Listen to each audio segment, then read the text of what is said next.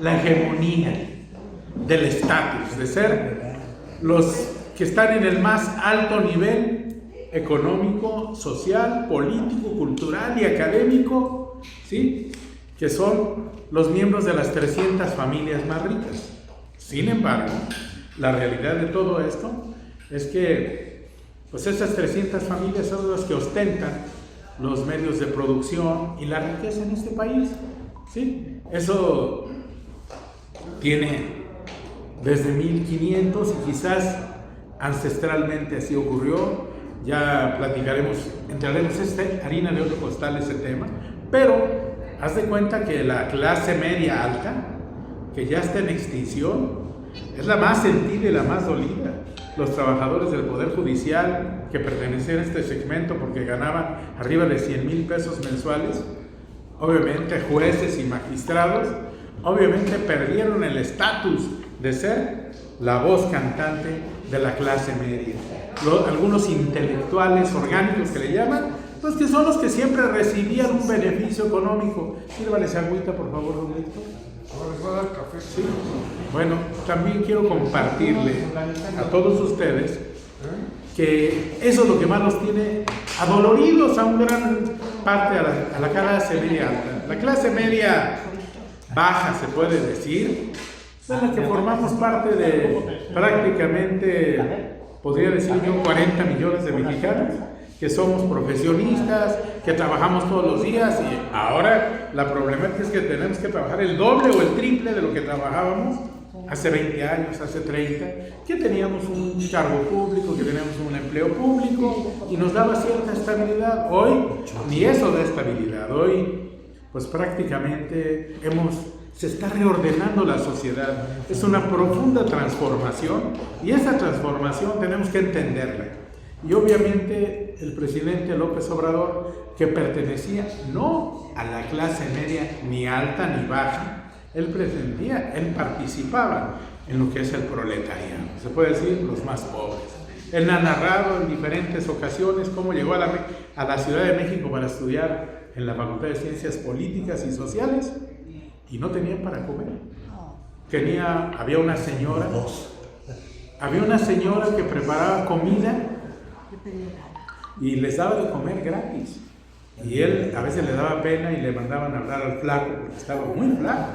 Y obviamente comían su sopa corrida, su comida corrida. Y esa señora, no me acuerdo cómo se llamaba, pero era narrado, les dio una gente, clase baja, del pueblo, una gente del pueblo, como son los tianguistas. Si tú vas a un tianguis, allá hay profesionistas, hay académicos, hay gente sin empleo, hay rentistas. ¿Por qué le renta alguien que renta su puesto que le dejó su papá? Hay de todo tipo, pero es el pueblo llano, el pueblo real. Están los tianguis. Tenemos 40 millones en promedio de personas en los tianguis y en la venta de la vía pública. Ese tema, pues quiero decirles que aunque no querramos, genera el 70%, si no es que más, de la economía del país. Entonces, cuando quieren atacar a los comerciantes, cuando quieren atacar a la vía pública, pues prácticamente la clase media se unifica con ellos porque muchos pertenecen a esa clase. La clase media baja y la clase popular, llamémosle el pueblo llano, están en los tianguis, en esos 40 millones que son proyectos familiares, donde trabaja la mamá, el papá, el hijo, se levantan a las 3 de la mañana, van y adquieren mercancía a la central de abastos, frutas, legumbres, y van al tianguis y empiezan a vender. Y a las 2, 3 de la tarde ya terminaron. Y a las 4 que están levantando, venden lo que les quedó, que le llaman rancho. Alguien llega y les compra todo lo que queda. ¿Sí? Y ya, se lo llevan y prácticamente esa es la realidad de cómo no tenemos pobreza extrema, porque lo ha dicho el presidente López Obrador en muchas ocasiones. Tenemos ahí la verdadera institución de seguridad social, es la familia. Y ahí está la familia trabajando en los tianguis, trabajando en la vía pública, siendo trabajadores no asalariados, la mayoría de profesionistas, la gran mayoría, ¿sí? Pues obviamente yo recuerdo ser de mi cédula profesional, soy de los 100 del millón. Hoy hay decenas de millones que tienen cédulas profesionales. Mi hijo ya tiene el 2. Adelante, Ramón. Van de 14 millones. Van 14 millones. Quiero comentar. Adelante, Ramón, adelante, sí. Quiero Ramón Aldana. Soy Ramón Alberto Aldana Gasca. Cada semana tenemos la fortuna de que ustedes nos escuchen. A veces somos más que incisivos y a veces tocamos el corazón de quien no está de acuerdo con nosotros, pero todo el mundo tiene derecho a discernir. El sistema político mexicano se sustenta y se basa en el respeto a la manifestación de las ideas, pero sobre todo se basa en la creencia de que podemos ir construyendo instituciones. Roberto ha venido haciendo alusión y lo tocó muy someramente para no lastimar a nadie. Habló del equipo de los cuates, de la pandilla que solemos hacer de niños y que un día crece, y cuando tenemos la sensibilidad para caminar con los amigos, vamos caminando. Hoy Roberto hablaba de que los grupos políticos en los partidos son los que llegan a ser diputados, senadores, a través del voto, pero sobre todo a través del posesionamiento de la famosa tecnocracia, porque primero tienen que hacer chamba del partido para llegar. Y también hablaba hoy un tema que ha cambiado totalmente la manera de ser y de pensar del mexicano. Siempre hemos dicho que el sistema más privilegiado político eran los jueces de distrito, los magistrados y los ministros. Los sueldos son estratosféricos para la pobreza y la miseria de un país que no llega al sistema medio de vida. Andrés Manuel entendió que no se puede evitar una lucha social, si no se le da bienestar a la clase popular. Podemos estar de acuerdo o no de acuerdo con él, pero cuando falta la papa, cuando falta el sustento, empiezan el pillaje, la desesperación, la agresión al que tiene y el odio al que tiene. La clase media ha sido la más desfavorecida, como bien nos decía el presidente del Consejo de Organizaciones Sociales. Esta organización política que sin subsidio se ha venido manteniendo y que no hay respaldo. Algunas veces Roberto nada como los patos y otras veces nada de nada porque no hay recursos. Pero ha permitido hacer estos coloquios cada semana, primero eran los miércoles, ahora en los sábados, donde está tocando el tema total que tiene a los tribunales encerrados, como enjaulados. Lo más triste es que los que hablan de derecho y respetan la ley, hoy no respetan la ley. Hoy salieron a las calles y manipularon al personal de base, al personal que no tiene sus grandes salarios. ¿Y qué había pasado en la corte? Cuando yo era niño, había una jovencita que yo veía guapísima. Un día se ligó a un magistrado y la niña con 2 años llegó a ser magistrada, pero se frustró. No había corrupción en el Poder Judicial, era mentira, pero esta niña pagó su juventud, su gracia, su belleza para alcanzarnos a la igual. Era la mejor amiga de mi hermana y la pandemia se la llevó, pero entregó su vida para tener un buen puesto. Y en el Poder Judicial eran pocos los que podían ingresar. Se convirtió en un monopolio de los grupos que controlaban el poder. Yo recuerdo a la familia Luna Ramos, y seguramente tú también, Roberto, Margarita, este hombre que también fue presidente, sus hermanos. Eran al mismo tiempo presidente del Tribunal Superior Electoral y ella. ¿Tú te acuerdas? Y era el poder tras el poder y nadie protestaba. Y ahora que les tocó perder y acabar los privilegios, todo el mundo grita. Pero quiero decirles que la reforma no es tan dura como dicen. El Consejo de la Judicatura va a ser integrado por 5 hombres y van a durar en el cargo 6 años. No se van a perpetuar. Los jueces de distrito, muchos se han perpetuado al igual que los magistrados. Y cuando la gente se anquilosa en el poder, se destruye a sí misma porque se olvida cómo llegó. Yo puedo estar en contra de Andrés Manuel y decir que el mecanismo no es el adecuado, pero ni siquiera se ha hablado del mecanismo porque es una reforma constitucional global. Viene ahora lo importante, las leyes secundarias que van a determinar cómo va a ser la elección realmente y quién puede hacer esto.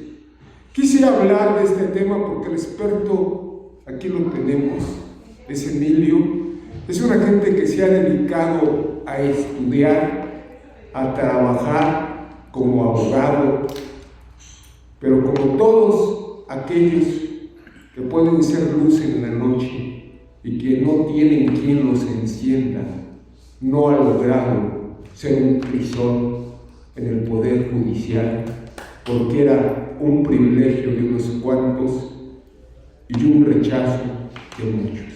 Invito a Emilio a que tome la palabra y a que nos haga sentir cómo mejorar, cómo transformar el México que queremos, el México unido, que puede entender que no es el voto lo que va a ser un sistema de justicia, sino es la participación social junto con el derecho que puede haber una aplicación correcta de la ley.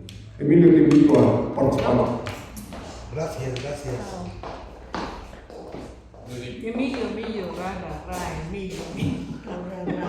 Hola, buenas tardes a todos.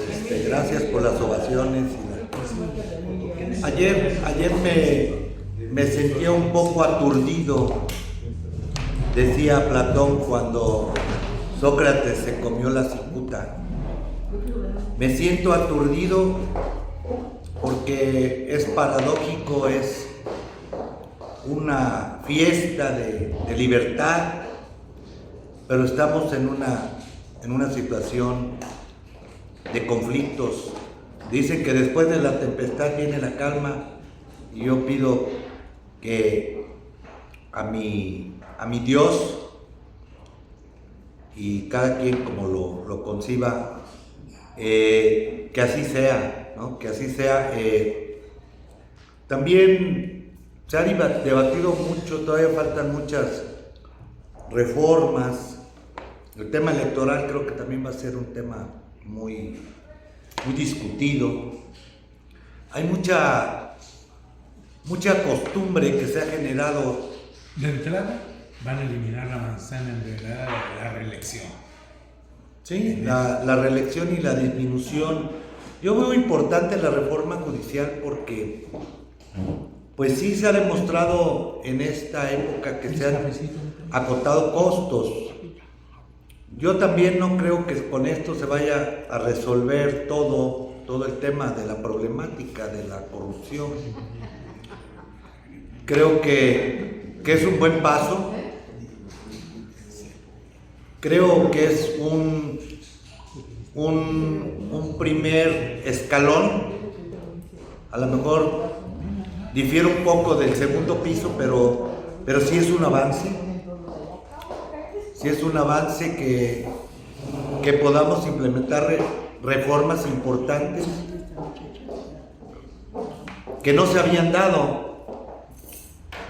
En el mundo creo que hay solamente un país donde este poder, llamado poder, que hace rato comentábamos doctrinariamente, ¿verdad, Martita? Que estábamos comentando lo del tema doctrinario histórico, que la primer figura de la división de los poderes ni siquiera fue de Montesquieu, fue de John Locke.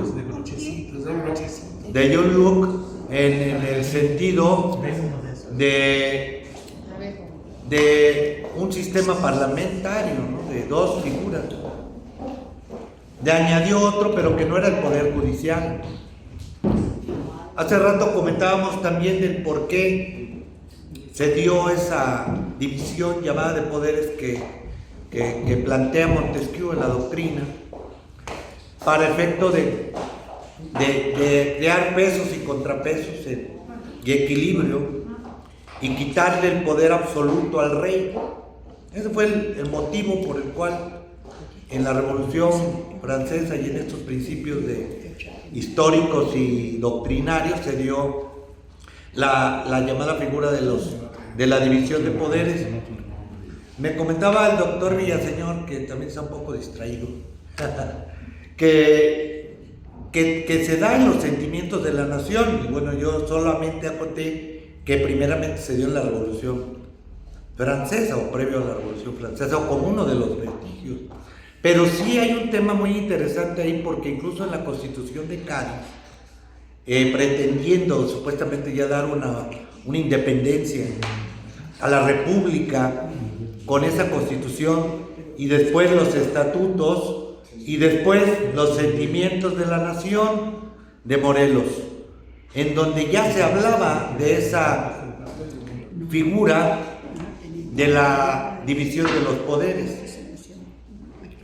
Sin embargo, históricamente ha evolucionado, porque recordemos que antes los poderes se asumían a través... Hay dos tipos de constituyente: el constituyente revolucionario y el constituyente permanente. El constituyente revolucionario, que nos dice que la revolución o la guerra es para asumir al poder, y lo dice el artículo 136 constitucional. Cuando existe un conflicto de guerra, el que gana la guerra restablecerá el orden jurídico, y quien la perdiera será sedicionario. Entonces, en la evolución que ha tenido anteriormente, porque tampoco fue el constituyente de 1917 se dio tampoco de manera así pacífica, hoy nos espantamos, pero ese cambio trascendental se dio para llegar al Congreso a punta de bala, ¿no? Entonces, actualmente sí hay una revolución de ideologías, una revolución de intereses, una revolución denominada de conciencias, que yo también diría de inconsciencias, ¿no? Pero finalmente válida, porque ya estamos constituidos, ya tenemos 3 etapas de una constitucionalidad de un país en un Estado de Derecho.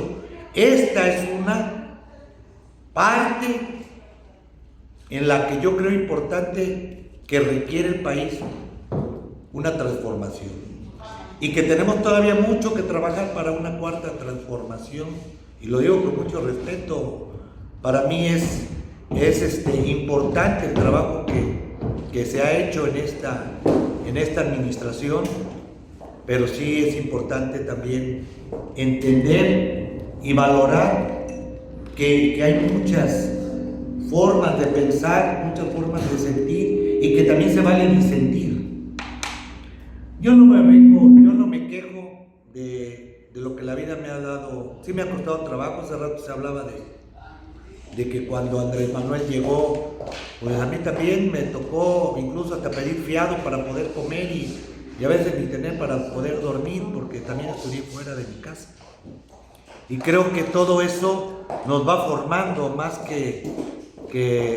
y nos va dando calidad moral de poderlo decir, como maestro que me ha tocado ser, también inculcar y dar y predicar con el ejemplo con mis hijos. Eso no me hace un santo, ni tampoco me hace que no me haya equivocado, por supuesto, que en la vida me he equivocado y he seguido equivocándome. Creo que mientras esté vivo me voy a seguir equivocando, pero también hay que seguir aprendiendo, porque si no, si dejas de aprender, y si dejas de compartir, y si dejas de enseñar, pues se convierte en humo toda aquella experiencia que se puede compartir, que se puede... La vida y el sufrimiento es un aprendizaje. Y es una constante, dice Martita, el dolor, dicen por ahí, es una piedra angular del crecimiento de las personas, del crecimiento como seres humanos, como profesionistas. Yo veo con buenos ojos que se haga una reforma. Todavía tengo mis serias dudas de cómo va a estar la elección, cómo va a estar la selección de los candidatos a los poderes, a este llamado poder. Les decían que para este tiempo incluso la propia Suprema Corte de Justicia de la Nación, y esto es muy importante y se los quería compartir, se pronunció en una jurisprudencia de la excepción a la división de los poderes y habla de las funciones, o una división de funciones, y que ya no se puede hablar de una sola función que desempeñan los tres poderes llamados tradicionales, y que esos tres poderes puedan en alguna forma ejercer por la propia Constitución ciertas facultades que están ilimitadas.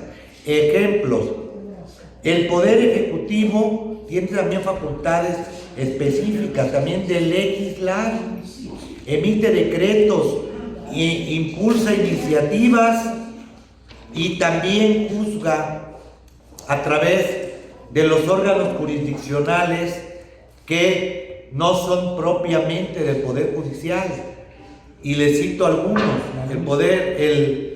el Tribunal Superior, el Tribunal Federal de Conciliación y Arbitraje, el Tribunal Federal de Justicia Administrativa, los tribunales administrativos de los estados, pertenecen al Poder Judicial, están dotados de jurisdicción, pero no pertenecen al llamado Poder Judicial. Entonces, hay mucho trabajo en esa parte. El Poder Legislativo también juzga.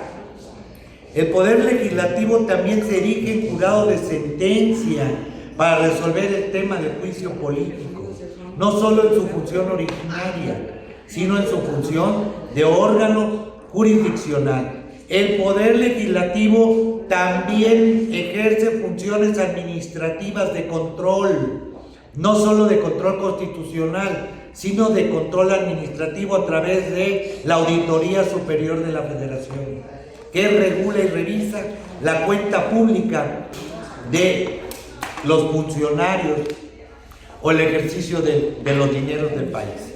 Entonces, ¿el Ejecutivo legisla? Sí. ¿La Corte legisla? Pues en alguna manera sí, porque interpreta la Constitución, interpreta las leyes, y es vinculante, es obligatoria su aplicación para los que ejercen tanto la administración como la procuración de la justicia. Entonces, no hay una funcionalidad de los poderes específica, también hay una excepción, así lo dijo la Corte, no lo dije yo. Esas funciones no pueden invadir las del otro. Y yo si el presidente de la República tiene facultad de emitir una iniciativa de decreto para una reforma constitucional en términos del artículo 135 de la propia Constitución, y se tienen que cumplir requisitos procedimentales a través de el propio artículo 135, que son que se cumpla con las terceras partes, a lo que le llaman mayoría calificada, y las 2/3 partes de los congresos de los estados. Si se cumplió ese requisito sine qua non para efecto de que esa reforma pudiera llevarse a cabo y fue votada por mayoría, y hace rato hice referencia, cuando es un constituyente revolucionario el que gana la guerra, establece su forma de gobierno, y el que pierde la guerra será sedicionario, y en este caso, en una democracia, en un constituyente permanente, se constituye para el poder reformador del Estado a través de la iniciativa de, en este caso, el presidente constitucional de los Estados Unidos mexicanos, para reformar la Constitución de una manera pacífica y constitucional. Por lo tanto, una violación procesal, la que sea que haya sido parte del proceso, no puede trascender al tema constitucional, porque la ley, una vez que la Constitución o la reforma, una vez que sea publicada, es mandato constitucional, y la Constitución no puede ser inconstitucional. Entonces, ahí es donde estamos hablando de dónde llegan los límites de las funciones, de los poderes entre uno y otro. La Corte no tiene facultades para revisar un tema de una aprobación de una reforma constitucional, porque no puede haber una reforma inconstitucional para reformar la propia Constitución. Tienen que cumplirse con los requisitos que establece el propio artículo 135. Entonces quiero decir que si el 135 me da la facultad de reformar la Constitución como un poder originario, como excepcional, que tiene el Ejecutivo de iniciar o hacer propuestas de iniciativa de ley, es un mandato constitucional, porque se lo concede el propio artículo 135. Y el constituyente permanente que se erige en Congreso General para aprobar el dictamen lo hizo por mayoría, y la mayoría ya estaba reconocida de manera constitucional por las votaciones del 2 de junio. Entonces, el que hubiere ganado la guerra, en este caso las elecciones, tiene mayoría, como lo hicieron todos los que han logrado poder reformar la Constitución, que son más de 700 reformas constitucionales de fondo y de forma que ha sufrido nuestra Carta Magna. Luego, entonces, ahora no entiendo cuando se trastocan salarios y las posiciones, porque sí hay nombramientos cruzados, sí hay una falta de equidad en el Consejo de la Judicatura Federal, que preside el propio presidente de la Suprema Corte de Justicia de la Nación. Por ende, no podemos hablar de que esto no va a funcionar. Es necesario, ya pasó como cuando lo del INE. En el INE, el presidente del INE era el secretario de Gobernación y era el que manejaba todos los procesos electorales, y por eso se dio la figura de los órganos constitucionales autónomos, precisamente llamados órganos extrapoder, porque ya los poderes tradicionales, que llamamos 3 poderes de la Unión, ya no podía, ya se abarcaban más funciones del Estado que tenían que tener cierta autonomía. Nace la autonomía que ya la UNAM ya tenía, se regula en la Constitución, se regula la autonomía del Banco de México y se regulan otro tipo de autonomías. Autonomía que no quiere decir que no tengan que rendir cuentas al Estado o a los 3 llamados poderes tradicionales. ¿Tienen poder? Claro que ejercen un poder. Fue tema de mi tesis y fue una pregunta de examen. ¿Ejerce un poder un órgano autónomo? Claro que lo ejerce. El Banco de México regula el tema monetario. El INE, por supuesto que tiene un poder, porque regula el proceso y es el rector del procedimiento de un proceso electoral que lleva a un tema de carácter constitucional para la soberanía de México. Entonces, podríamos llamar supremo poder o un extrapoder, o Secretaría de Acción Electoral, o un extrapoder, como las figuras de los tribunales de cuentas europeos crearon para poder ya logramos quitarle el poder al rey en 3 partes. Ahora, como lo hicieron en los protectorados, ahora vamos a defragmentarlo para que el poder no quede tampoco en uno solo.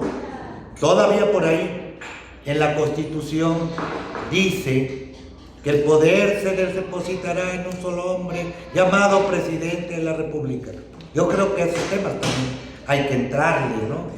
En temas de interdependencia, no de independencia ni sometimiento de un poder a otro, sino está delimitado. ¿Y quién lo delimitó? Lo delimitó la propia Corte. La propia Corte dijo cuáles eran las divisiones, las excepciones a los poderes de la Unión tradicionales y por qué se justificaba la creación de los órganos constitucionales autónomos. Y esto tiene que ver con el tema de la independencia de México. Claro que tiene que ver con la independencia de México. Somos un país independiente, yo creo que en algunas partes sí, pero de alguna manera nos tenemos que someter a un Estado de Derecho, a normas, a leyes, a costumbres. No podemos actuar a libre albedrío. Se ha hecho en los pueblos originarios también. Respetar ciertos derechos también es un sometimiento a la propia Constitución. ¿Por qué? Porque la Constitución nos da derechos, pero también nos da obligaciones y se tienen que regular. Tengo derecho a una vivienda digna, sí, pero no en el zócalo de la ciudad, me mandan a quitar. Tengo derecho a la educación, sí, pues hay que ir, pasar un examen y para que puedas entrar, competir. ¿Tengo derecho a ser juez? Sí, tengo que competir. Me lo tengo que ganar. Ese es el punto, ¿no? Y creo que ahí en los Estados Unidos se ocurre, hasta con los sheriffs. Hay los jurados de sentencia, los jurados también, incluso los propios marshals, que le llaman también, creo que también son electos de manera popular en los Estados Unidos. Y que no nos espante, pues. Tiene que evolucionar esto y lo tenemos que experimentar. Ya experimentamos lo que pasó en otros años y si no funcionó, hay un libro que dice, si no funciona, cámbialo, si funciona también cámbialo, pero para bien. Y si no funciona, pues ni modo, no nos tocará a lo mejor a nosotros, pero pues también a los que ganen, el próxima mayoría calificada podrán modificarla y tendrán la oportunidad de decir, te equivocaste por esto. Por eso cuando se toma protesta, le dice la nación, te lo premie, te lo reconozca o te lo demande. Muchas gracias.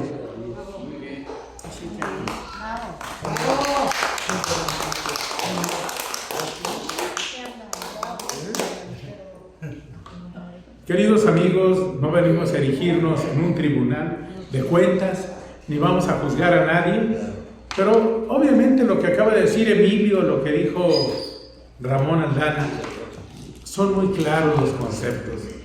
Si existe esta reforma constitucional es porque en definitiva, el pueblo lo exigió. Y la verdad, yo no podría enumerar, cada quien habla de cómo va la feria, yo sí podría afirmar que tuve N cantidad de ejemplos de corrupción tremenda en el Poder Judicial. Sin embargo, no voy a acusar a nadie. ¿Por qué? Ya está cambiada la ley. Y aún así se resisten con pataleos y hacen amparos. Sin embargo, deben de entender que si el pueblo de México no los apoyó y le dio la opción C, ¡y he dicho! Martita, y le dio la opción C a nuestro amigo Andrés Manuel López Obrador, pues obviamente por alguna razón fue. Lo más importante es, quiero compartirles que pues vamos, este día que estamos reflexionando sobre cómo hemos construido la nación mexicana, cómo está el Estado mexicano y cómo es el pueblo y cómo el pueblo solo como decía Benito Juárez, solo el pueblo puede modificar al pueblo, su beneficio, cambiar el Estado, cambiar la nación. Y para eso yo quisiera pedirle a nuestro amigo Antonio Noé Sandoval, quien hace unas reflexiones profundas que antes de que concluyamos, ya son 2:30, terminaremos en media hora y vamos a disfrutar de unos deliciosos frijoles que trajo Daniel, el pastor Daniel, un amigo a quien también he de pedir al final de la reunión que oremos por la nación mexicana para que este país, Dios lo bendiga, ¿no? Y también quiero decirle a Toño, pues, que él, en su intervención, pueda hacer una alegoría y hacer algo que quisiéramos hacer todos la noche del 15 de septiembre, o que podamos hacerlo en el Zócalo, en nuestros municipios, que hoy, tristemente, la violencia se hace presente en muchos estados y ciudades del país, y no va a haber una conmemoración, pero los que nos estén viendo, yo quisiera que a nombre de los héroes de la patria, Toño, hagas un panegírico y obviamente menciones que viva México y que des un grito a favor, a nombre de Hidalgo, de Morelos, de todos los héroes de la patria que nos dieron patria y libertad. Toño, por favor, quiero dejarte el espacio de este podio para que hagas una reflexión como siempre emocionada, emocionante y trascendente. Gracias, Toño. Y felicidades por su cumpleaños. Un aplauso de nuevo. Una porra. Sí, que tribuna la Bim bomba, tribuna la bim bomba. A la río, A la bim bomba. Toño, ra.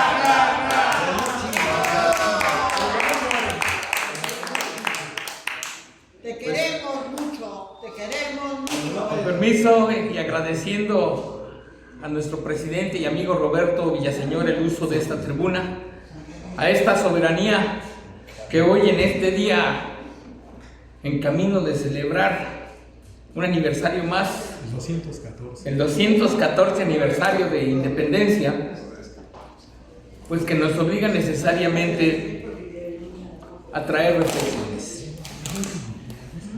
Hoy quiero traer un tema que debí de haberlo compartido hace ya algunos años, por razones propias de que supuestamente a los 50 años hace uno un corte de caja, pero en ese momento me faltaban elementos para poder expresar lo que hoy voy a expresar. La responsabilidad transgeneracional, un tema que puede ser muy novedoso y que poca gente le da importancia.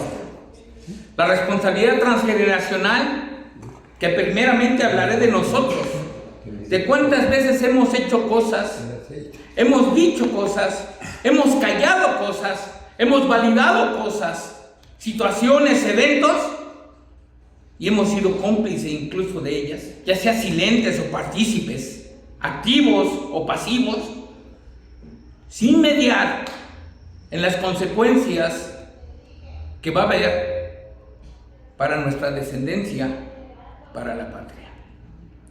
Si hay un problema con la corrupción no empieza fuera de nosotros. La corrupción empieza con nosotros y empieza en nuestra soberbia y en nuestra ignorancia. Cuando pensamos que nosotros somos poseedores únicos de la verdad y además cínicamente desconocemos la fuente del conocimiento antiguo y los sucesos que nos han traído a este momento. Esa es responsabilidad de nosotros, de esta generación.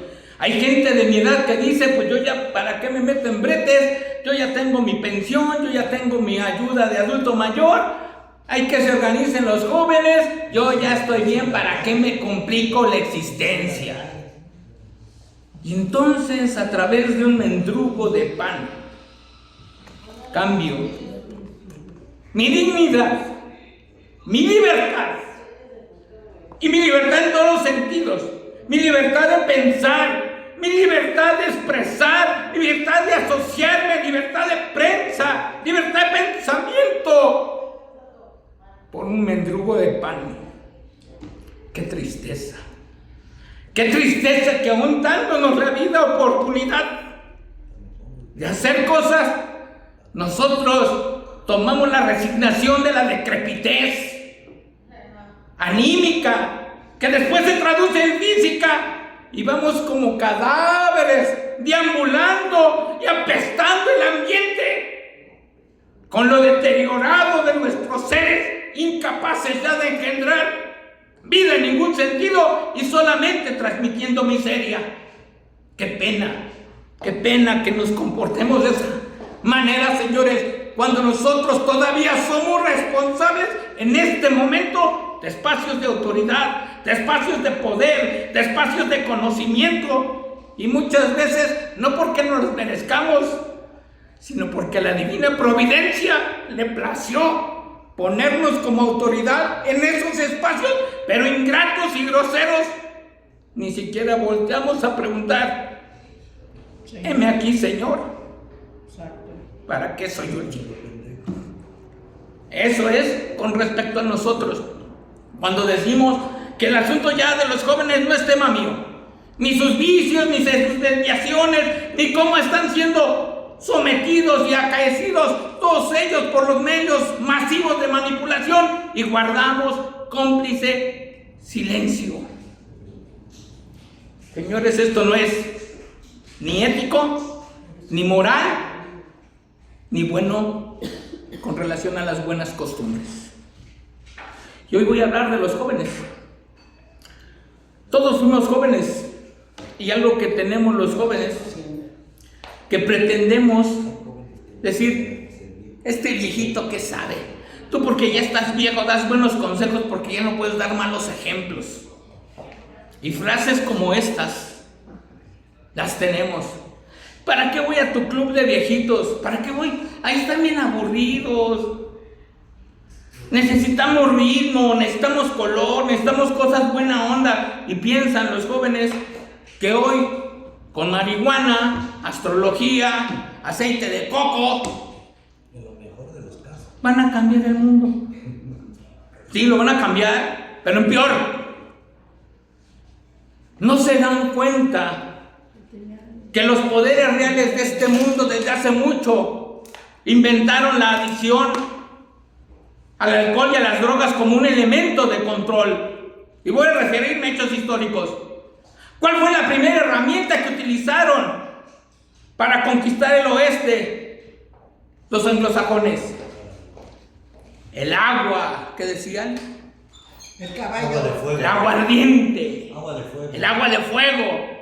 Y entonces que teníamos un montón de apaches marihuanos, apaches borrachos, fáciles de vencer, porque en sus 5 sentidos, derribar a aquellos hombres que con la dignidad y la habilidad que tenían era imposible tocarlos, ni siquiera tocarlos, que sus características eran dentro para demostrar que era hombre. Primero desarmarte sin tocarte. Desarmarte sin que vivieras, tocarte 2 veces antes de darte un golpe realmente letal. Era despojarte de tu cabalgadura yo a pie, y entonces era hombre. Igual que los guerreros aztecas. Señalo el norte, pero venimos para acá. ¿Acá con qué nos vencieron? Los africanos. ¿Acá con qué nos vencieron? Y lo voy a decir en el caso de nosotros que somos mestizos. A nosotros nos sometieron y nos metieron una religión a sangre y fuego. Una religión que nos representa porque somos un mosaico primero de mestizos que todavía conservábamos muchas de las costumbres. Yo todavía veo muchos amigos que ahí traen sus... No saben ni qué significan, ¿verdad? Pero ahí traen sus pulseras, ahí traen sus colores, ahí traen sus grecas. No saben qué son, pero las portan. No saben de dónde vienen, pero las usan. Y encontramos un montón de sincretismo afuera de los templos católicos, danzas prehispánicas, con sones hispanizados, adorando a deidades que no nos representan, que no nos significan. Hoy las religiones son más un club social que realmente un centro de adoctrinamiento, que un centro de conciencia, que un centro de debate, que un centro de instrucción. No faltamos a las bodas, a los 15 años, a los bautizos, pero llegamos al final para no caernos con la limosna. Y de ahí nos vamos a la pachanga. Somos creyentes de fiesta. Pero si yo les pregunto, y esto lo he hecho muchas veces, dime cuáles son los fundamentos doctrinarios de tu iglesia, guardan silencio. Guardan silencio. Y ni siquiera saben cuál es la trascendencia del rito, cuál es la situación de la paramenta litúrgica, cuál es la centralidad de mi práctica. Y me sigo con otras cosas. Y con esa forma de enajenarnos, de hacernos irresponsables, vino acompañada de otra figura que hasta hoy sostenemos a lo ancho y largo de la vida social: el cacique. Palabra que ni siquiera es mexicana ni viene tomada de las islas del Caribe en el contacto que tuvieron los españoles ahí con las islas, pero es una forma en que hoy se refiere, y así lo dice el diccionario de la Real Academia Española, persona que hace un ejercicio abusivo del poder. ¿Pero por qué el cacique? Porque el criollo, el comendero, incapaz de someter y sujetar y administrar las tierras que le daban, cuyo objetivo primero, y que era por lo que se le daba, era convertir a una religión a los autóctonos. Entonces, ¿qué hicieron? Yo te voy a poner a ti para que tú me digas quién insiste en tener sus prácticas y tomarlo. Y entonces yo lo acusaba ante el Santo Oficio, a la Inquisición, y le quitaba sus propiedades y las repartía entre el denunciante y la Inquisición, que a veces le podían dejar el 90% al denunciante y la Inquisición solamente recogía su diezmo. Y esa es la naturaleza del cacique. ¿Quieren un ejemplo? Revisen la historia de los últimos mexicanos canonizados oaxaqueños, los santos de Cajonos, los mártires de Cajonos, y se van a llevar una sorpresa. Y aquí hay que preguntarnos, ¿qué estamos sacralizando? ¿Qué estamos sacralizando? ¿A qué le hemos dado el valor de santo y de santidad y de representación social? Y esa figura del cacique hoy se reproduce. Y se reproduce en los líderes de taxis, y en los líderes de tianguis, y en los líderes de mariachis, y en los líderes de todos los trabajadores no asalariados, donde en comparsas y acuerdos con la autoridad, hoy yo peleo mis 3 metros de banqueta. Hoy yo peleo mis placas de taxi pirata. Y lo único que tengo es la misma explotación del criollo por el mestizo y por el pueblo originario, nada más que hoy, como le cambiamos el nombre, pues ya no se siente tan feo. Ya no se siente tan... Hoy es líder. Sí, ya no es cacique, hoy es líder. ¿De veras? Y voy a denunciar un hecho. Que hay un libro que incluso ya no se encuentra, hecho por un francés, por un periodista francés, El Rey de la Basura. Cuando se habla del Rey de la Basura, una denuncia contra el señor de la Torre, de cómo se creó la explotación de los tiraderos de basura de Iztapalapa, de Santa Cruz Mellehualco, de Nesa, el asunto que está metido ahí. Desde entonces ese libro es icónico para entender la corrupción del sistema político mexicano, pero sobre todo la incapacidad del pueblo de organizarse y realmente ir a un tema de la búsqueda de justicia, de una sociedad superior, de hombres superiores, de hombres que sean realmente libres. Hombres que ya no amen la correa, que ya no laman la correa, sino que se sepan en esa libertad pelear por su dignidad. Si eso lo entendieran nuestros jóvenes, otro gallo nos cantara. Y voy al otro y el último caso que voy a señalar. Hoy los jóvenes quieren celebrar la libertad del uso recreativo de la marihuana. Y aquí hay una contradicción brutal, enferma. Primera, porque no saben los efectos que tiene realmente la marihuana al consumirse en ciertas edades. Ahí están los estudios que hizo la Universidad Autónoma de México. Los publicó entre algunas de sus revistas de difusión en ¿Cómo ves? Y el único acto de rebeldía que hoy debería tener un joven es negarse a ser atrapado por los vicios. Es negarse a ser atrapado por las drogas, por el alcohol. Es negarse a ser esclavo de estos tiranos que detrás de esta barrera de hedonismo, de placer absoluto, se pierden.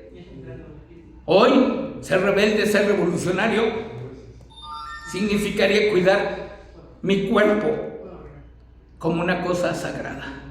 Cuidar lo que estoy leyendo y lo que estoy metiendo a mi mente y a mi corazón como el lugar privilegiado donde el universo entero se va a manifestar y a plasmar. Pero no, los jóvenes piensan que esta situación, y no lo digo porque yo no haya sido joven y porque no haya sido tentado, claro que sí, ya desde mis épocas de joven existía. Yo recuerdo que a los atletas llegaban y ya nos ofrecían esteroides para rendir más en competencia. Hay quienes dijimos que no. Hay quienes dijimos no. Hasta donde mi naturaleza y mi cuerpo me dé, hasta ahí se acabó. Pero querían o quieren el camino fácil, de glorias y éxitos construidos sin ética, sin moral, contrario a las buenas costumbres. Y aquí llego a este punto. Los jóvenes hoy quieren aprender en cabeza propia y desechan los consejos, las experiencias de sus padres. Y nosotros, en cada generación, no volteamos a ver los errores de nuestros padres. Condenamos los errores y los pecados de nuestros padres y no nos damos que en ese momento, al no conocer la naturaleza, los cometemos. Eso es lo que nos pasa también como país. Históricamente hemos sostenido una lucha entre ser república o un señorío feudal. Al culminar el movimiento de independencia, no se convocó una república, no se convocó un congreso, se convocó a un imperio.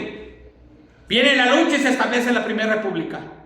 Viene un intento otra vez de establecer un imperio y nos traen a Maximiliano, los conservadores que piensan en un poder absoluto, autoritario, para dirigir los destinos de la nación, porque somos tan incapaces como ciudadanos de decidir lo sano y lo correcto, que necesitamos que venga incluso un europeo para que nos diga a todos nosotros, criollos, mestizos e indígenas, como estamos en un estado de barbarie y de salvajes, que nos digan cómo hacerlo.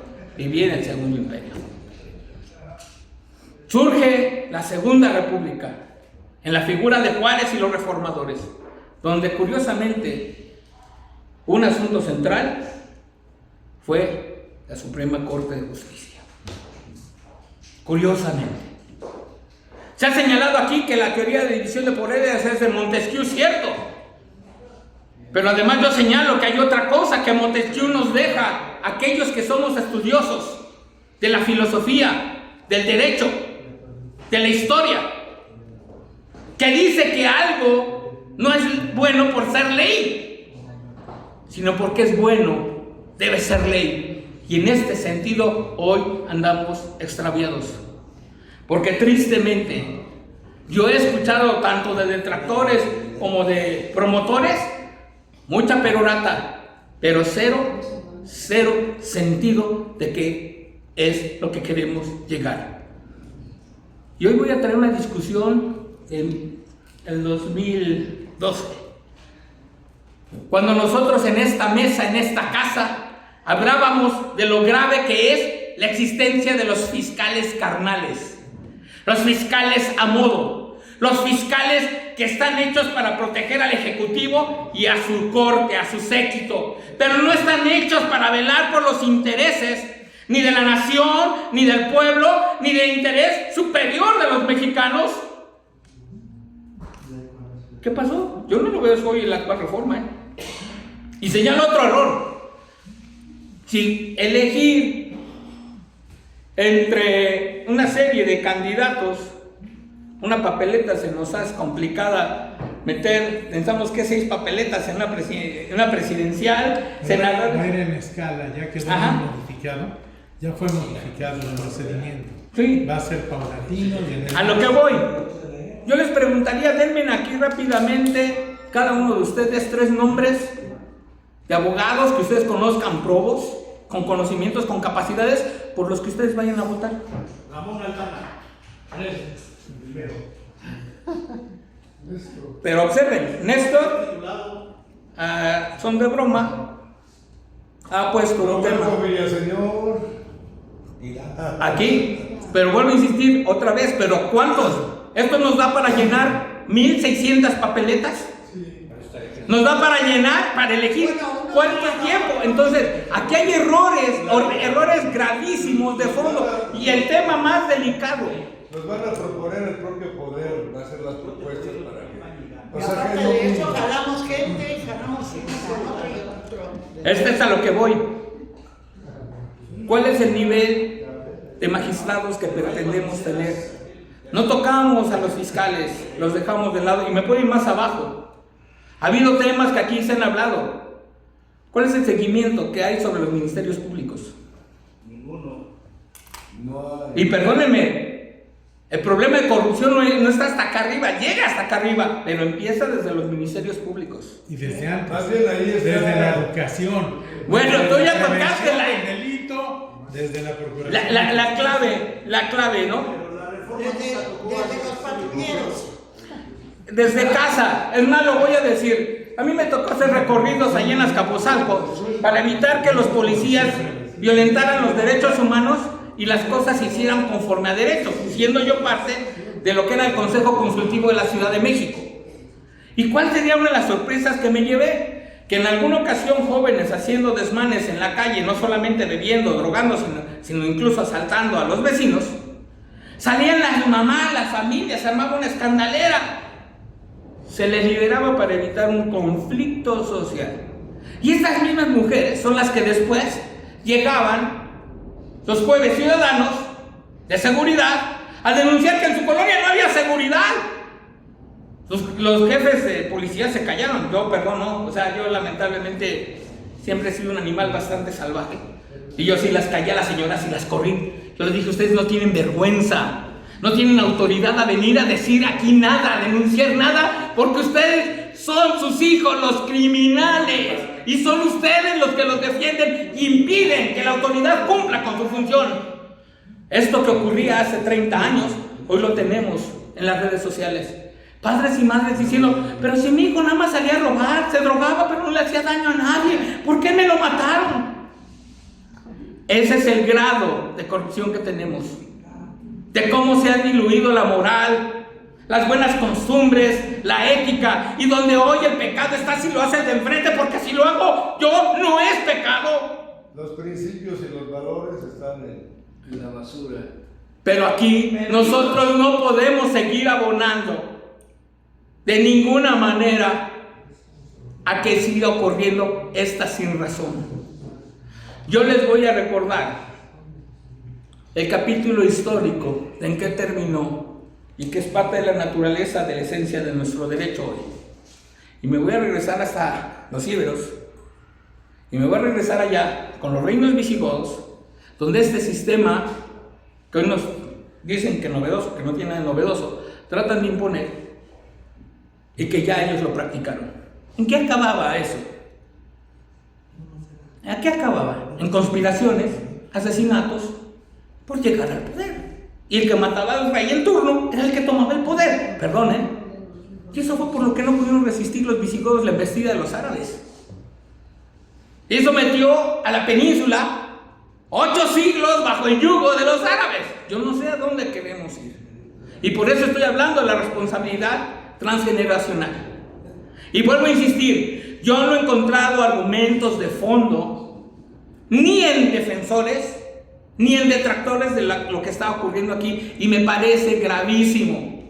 Existiendo un sinfín de documentos, incluso los propios debates del Congreso, del Constituyente del 17, ahí está por qué debe de haber una diferencia en la naturaleza de cómo se elige un diputado, un senador, un ejecutivo federal y un magistrado. No puede ser por simpatía popular. Ellos tienen que tener un tratamiento diferente de selección. Y me queda claro que aquí los colegios de abogados le quedamos de ver al pueblo de México.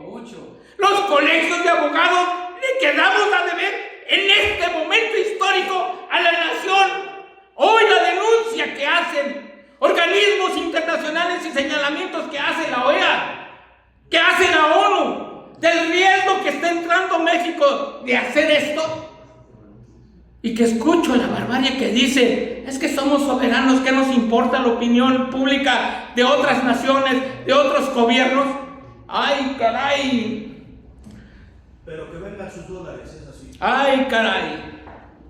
Me parece en suma irresponsable, me parece en suma inmoral y antiético. Hoy yo convoco al Congreso Federal, a los senadores, a la propia presidenta electa, reflexionen, cuidado lo que van a hacer, cuidado con lo que están por consumar. Ya está. Toño, se ve que no has escuchado todos los avances de lo que hay, cómo se modificó la ley y cómo se modificó Lo he la leído. iniciativa, pero además He estado al pendiente de lo que dicen expertos nacionales, internacionales, Ahora, medios de comunicación, y por eso es que me atrevo a hacer uso de la tribuna. Toño, ahí te va.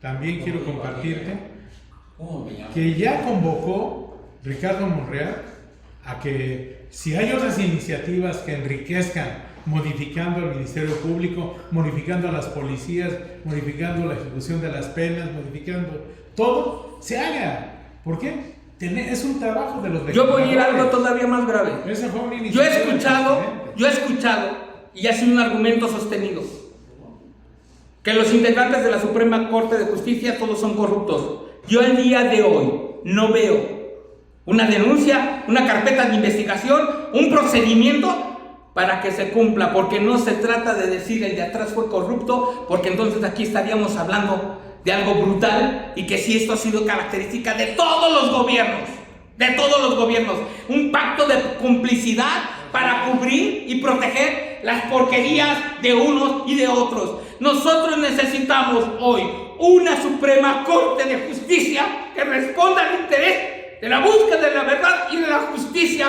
No podemos tener, como no podemos tener fiscales a modo, no podemos tener jueces que juzguen por consigna y que juzguen a modo. Necesitamos jueces y fiscales que su interés superior sea buscar un Estado de Derecho donde la justicia sea una realidad y no solo una quimera y una triste aspiración del pueblo mexicano. Como eso está. De rápido. Como es hasta hoy. Toño. Como 10 es segundos, hasta hoy. 10 segundos en abono a lo que tú estás diciendo. El actual consultó al pueblo para si procedía legal o constitucionalmente contra los expresidentes. Como presidente debió de haber actuado, no consultar. Así es. La ley no se puede consultar su aplicación, debe de aplicarse. Nada más por lo que tú decías, Bueno, complicidades entre ellos. Me provocas, mi querido Échale. Román. Voy a cerrar con esto. No se confunda democracia con caquistocracia y con oclocracia. Son tres cosas que parecen lo mismo, pero son muy distantes. La democracia la consiguen hombres libres en pensamiento, libres para tomar elecciones que no traen compromisos que los obliguen a viciar el derecho de otros en favor de un beneficio personal. La caquistocracia es el gobierno que impone las castas gobernantes, que son títeres y donde ponen a los más incapaces, a los más ignorantes. Y de esto ha estado permeado el gobierno mexicano los últimos cuando menos 30 años. Hemos tenido como funcionarios gente no solamente incompetente, sino inepta, idiota, incapaz de entender qué es derecho, qué es justicia y cuál es su función como servidor público. Y ya no hablo de la oclocracia, que es donde la muchedumbre ignorante, la plebe sin formación y sin entender sus propios problemas, solamente viene impulsada por un deseo sangriento de venganza y no de justicia. No caigamos y no llevemos al país. Recapacitemos. Y por eso estoy hablando de la responsabilidad transgeneracional. Somos responsables los que tenemos un mínimo de conocimientos. Somos responsables aquellos que tienen uso de estas tribunas, pero igual de responsables son los jóvenes que tienen la oportunidad de ir a una escuela y que hoy tienen la obligación no solamente de matricularse y pasar las materias, hoy tienen la obligación de educarse y convertir de sus espacios de educación una trinchera donde se defiende es la patria como si fuera la vida misma. Gracias. Roberto, un mensaje en torno al aniversario de la Constitución. Digo, de las fiestas patrias. Aniversario de la Constitución. Sí. Ya habíamos concluido por ahora son 5 o 6 minutitos. 5 o 6. Tú me dices.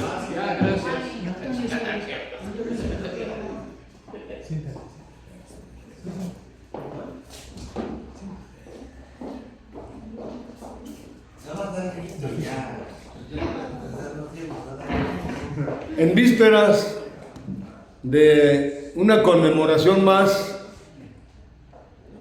del aniversario del inicio de la independencia nacional, su servidor como coordinador general del Consejo Nacional de Organizaciones, Agrupación Política Nacional con registro vigente en el INE, desde luego con el gusto de saludarles a todas y todos, solicitándoles compartan este mensaje que vamos a dar en torno a este gran acontecimiento, vísperas 14 de septiembre, mañana 15, próximo lunes 16, hablando de transformaciones, cuarta transformación.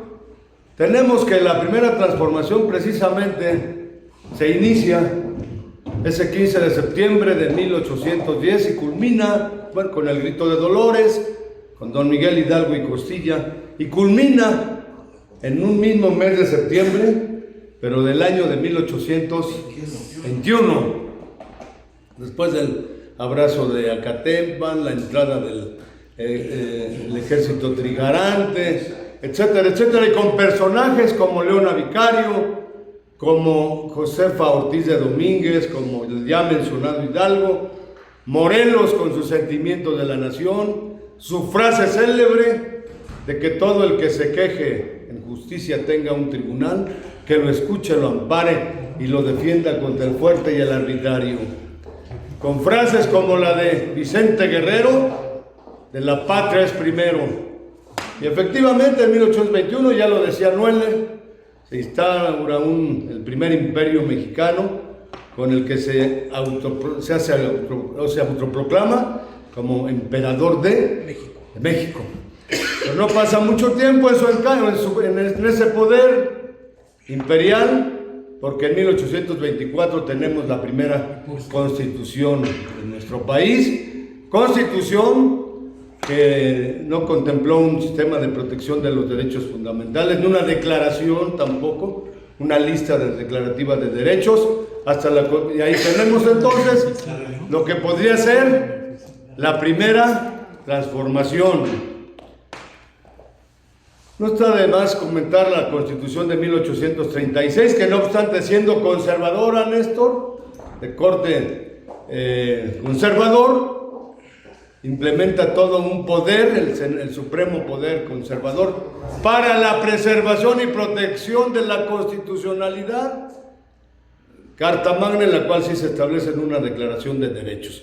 Finalmente llegamos a 1800, me brinco una serie de acontecimientos, 1847 muy importante, la federalización del juicio de juicios, el juicio constitucional o conocido como juicio de amparo, gracias a Mariano Otero, el ilustre jalisciense, y finalmente, se aplica se da la primera sentencia de amparo en 1849 y 1857 culmina con el movimiento Los Hombres de la Reforma, con Ponciano, con Ignacio Ramírez, Ponciano Arriaga, Ignacio Ramírez, Melchor Ocampo, Valentín Gómez Farías, Vicente Riva Palacio, etcétera, etcétera, y la Constitución de 1857, donde se consagran ya una serie de adelantos, de avances importantísimos en la organización del Estado mexicano y desde luego de los derechos fundamentales, y nuestro famoso juicio de amparo. Continúa la historia, ahí está la segunda transformación, la tercera, la revolución que inicia precisamente también en 1910 y culmina en 1917 con la Constitución que actualmente nos rige, con infinidad de reformas o modificaciones, pero considerada esta Constitución la más avanzada del siglo pasado. Constitución que, consagra las garantías sociales, desde luego el amparo, declaración de derechos fundamentales, un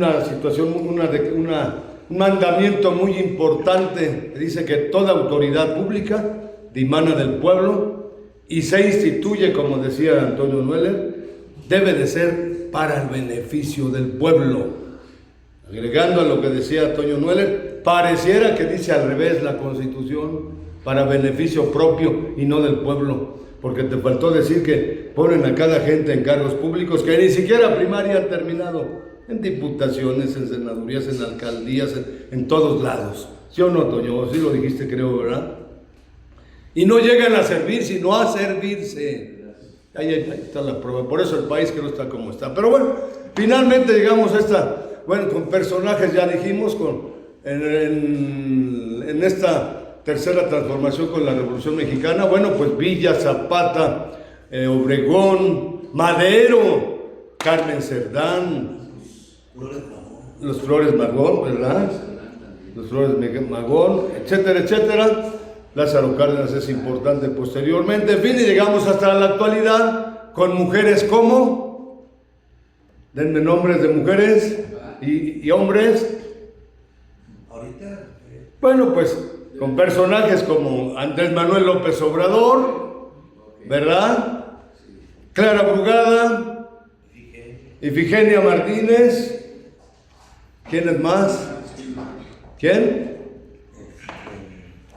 Claudia Sheinbaum Pardo, ¿sí?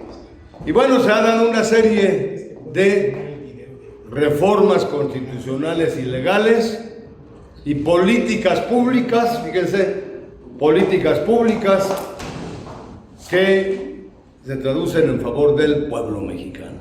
Nosotros, hoy, en esta víspera de un aniversario más del inicio de esa primera transformación, es decir, de la guerra de independencia ya mencionada, del yugo, liberación del yugo español, pero un aniversario más, queremos otorgar simbólicamente reconocimiento por parte del Consejo Nacional de Organizaciones ya mencionado, de todas y todos, cada uno de ustedes y muchos ausentes, a todas y todos los que participaron en esa primera transformación, primera, segunda, tercera y ahora cuarta transformación. Reconocimiento post-mortem a los que se nos han adelantado y a los presentes nuestro reconocimiento, nuestra felicitación a todas y todos los que han sido ya electos para ocupar cargos públicos en diputaciones, senadurías, gubernaturas. Ramón. Me faltó decir que en el plantón que hicimos con Roberto Villaseñor, y esto es fundamental, te faltó señalar... Para allá iba, no he terminado. No, por eso, pero te faltó decir que nosotros fuimos los primeros que estuvimos en el Zócalo apoyando a Andrés Manuel. El primer campamento lo tuvimos en el Zócalo capitalino, donde se celebró el cumpleaños de Fernando Sánchez. nos acompañó Roberto, si tú te acuerdas, ahora nuestro jefe de gobierno, Martí Batres, en aquella lucha cuando se tomó reforma y que se demostró que cuando hay conciencia ciudadana se pueden tumbar las cosas que no estamos de acuerdo. Eso. Yo difiero de Toño en cuanto a lo que dice, Toño Nueller, sí, en cuanto a lo que señala de que el presidente impuso, no lo hizo actualmente, pero la oposición se desdibujó, y ahí coincido con Toño. Faltó audacia, faltó democracia, faltó conciencia para que no pasara la reforma. Y ahora se quejan de un trabajo que no hicieron. Y cuando gobernó el PAN, también los excesos se dieron. Y esto sí lo dijiste, Toño, que no ha habido una unidad que establezca el crecimiento de un país. Yo considero, y tú también, Román, que se tienen que establecer, Román Díaz Vázquez, que se tienen que establecer mecanismos para que no lleguen leguleyos, mentirosos, hipócritas, sino abogados preparados. Y eso lo debe de exigir el pueblo de México. No, yo no sería juez, no soy juez ni de mi casa ni de mis amigos. Quisiera que fuera juez de Néstor, pero si no me le hace caso a su casa, menos a mí. No, prefiero mantenerme al margen, pero ya hablando en serio, todo lo que dijo Toño, tenemos que pugnarlo y lucharlo en un documento señalando que los colegios de abogados, porque esa es la vergüenza, Toño, no hicieron su tarea, se arrastraron, se le olvidó que la conciencia ciudadana les exigía, sí requerimos un cambio, claro, sí hay excesos, claro que sí hay abusos, pero también requerimos gente preparada, gente que cree en México, que por encima de la riqueza está la riqueza de la nación, y el engrandecimiento de esos jóvenes de los que hoy Toño con lamento decía que las madres son las culpables de que anden delinquiendo. Hay un caso que voy a tocar hasta intereses. Algunas gentes de la farándula han perdido a sus hijos porque no hubo principios, porque no hubo respeto. Y sin principios y sin respeto no vamos a tener una constitución que reivindique el derecho a la justicia. Muchas gracias. No, gracias Ramón. Gracias por tu participación, que enriqueciste nuestra aportación. Terminamos o culminamos. Entonces, en la víspera del aniversario del inicio de la primera transformación de la independencia nacional, nuestra felicitación y reconocimiento a todas y todos, desde luego a los que a partir del 1 de octubre, Roberto, 1 de octubre, ¿verdad?, asumen